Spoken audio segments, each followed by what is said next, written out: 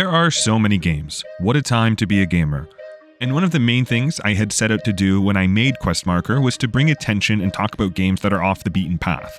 This isn't a review, but rather a have you heard about these 10 awesome new looking games that have made it onto my wish list lately. Maybe they'll make it into a future video one day, but I'm perpetually 5 years behind, so who knows. So some of these titles are recently released, some of them are recently announced, and some of them are just games that I've only found out about recently. For the too long didn't watch, here are the 10 right now on screen. They're also in the description. I'm not here to waste your time, but hopefully you're still watching. These 10 are all available on Steam for you to check out, but I'll get more into platforms as we talk about each one. And we're going to start with what's out right now. So 10 games in 10 minutes. So have you heard about...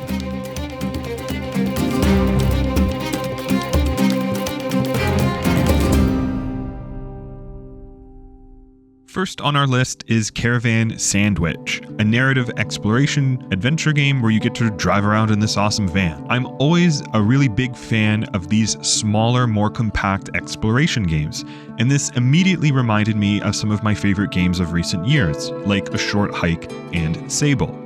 There isn't any combat here, and so the gameplay is mostly centered around platforming puzzles, interacting with characters, and exploring and just driving around, having fun with driving a van. This sounds exactly like both Sable and A Short Hike, which is why I'm so excited to give this a try. Caravan Sandwich is out on Steam, Nintendo Switch, and PlayStation 5. Next up is Lorn's Lure, and this really looks like a video game, eh?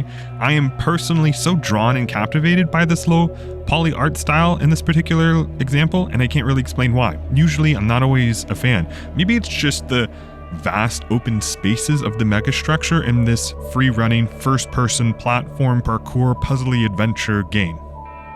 I love what the game seems to be doing with lighting. It looks like just enough levels of spooky for me. I think it's so cool how you just dual-wield pickaxes to climb around everywhere.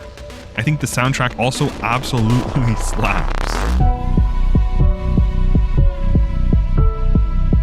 One of my favorite things to do in video games is just move. And Lorn's Lure looks to be all about that. Lorn's Lure is on Steam and itch.io. So Towerborne is probably the one I'm most mixed about on these 10 games.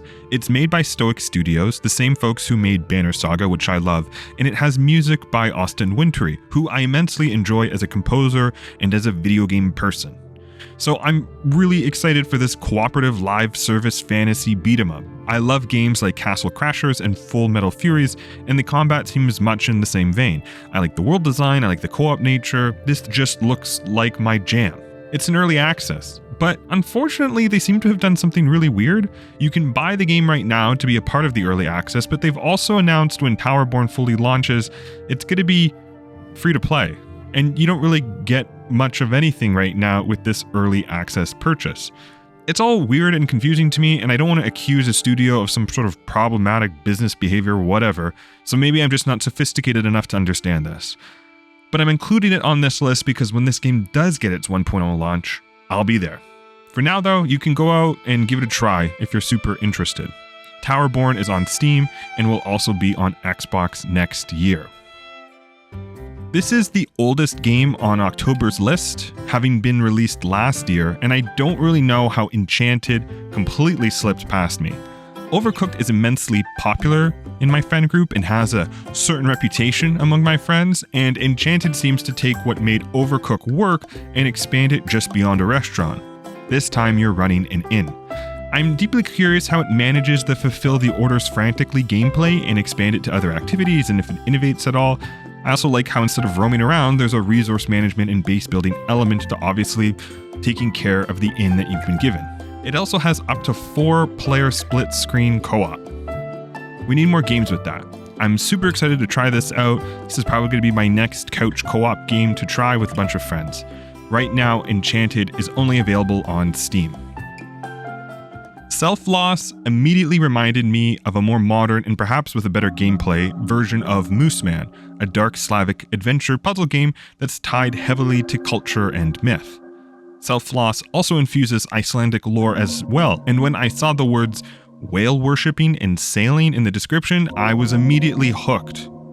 I'm always into games that strive to create something atmospheric, something new, something different, something dark and colorful, but not necessarily in our traditional sense. And Selfloss's art style and isometric gameplay is just totally up my alley. With developers out of Kazakhstan, it's always great to see games from different regions than just the norm. I'm excited to give this a try. Selfloss is on Steam, Nintendo Switch, and PlayStation 5. So, I'm not super into Metroidvanias. It's a genre that I have a love-hate relationship with because on paper, I should love everything about them, but in practice, I always struggle. Crypt Custodian makes me want to struggle, and not just because you get to play as a cat, it's because you're a cat who is a janitor in the afterlife. Hanging out with ghosts, exploring a top-down world rather than a side-scrolling world, getting upgrades and cool stuff, all as a dead cat janitor? Sign me up. Crypt Custodian is out on Steam, GOG, Nintendo Switch, Xbox, and PlayStation 5. Witchfire is one of the two games that looks like it has one of the biggest production budgets on this list, and it shows. It's by the same studio that brought you The Vanishing of Ethan Carter, a game I just can't get into but recognize whatever its graphical polish and significance. But it also has developers from Bulletstorm? What a weird combination, but unlike either of those, Witchfire just seems to ooze with an awesome style of its own. We need more magic guns and gunpowder fantasies in video games, and this looks like it will help fill that gap. It's a dark fantasy roguelite / extraction shooter. Maybe that just means it's a single-player extraction game, but also now it's starting to make me realize, is every successful run of a roguelite also kind of like an extraction? Anyways, it has meta progression and itemization, kind of similar to Hunt Showdown and Tarkov, but obviously with magic and cool 19th, 18th century style guns. And it definitely has a difficulty curve of you're probably gonna die a bit. It's out right now on early access on Steam and is likely getting a console released after its 1.0 launch, which I think is supposed to happen sometime in 2025.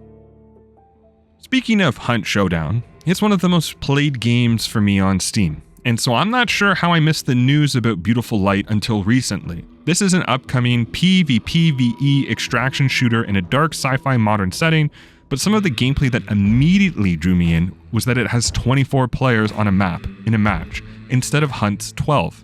And that 18 of those 24 are in squads of 3. So you have 6 teams now, but the remaining 6 are monsters. Asymmetrical design is tricky, but Dead by Daylight seems to be going strong. I'm really excited to see how this extraction shooter shapes up. And it's still in development, but you can join their Discord to get access to playtest opportunities. We're likely some time away from release, but I'll be following updates on Steam closely.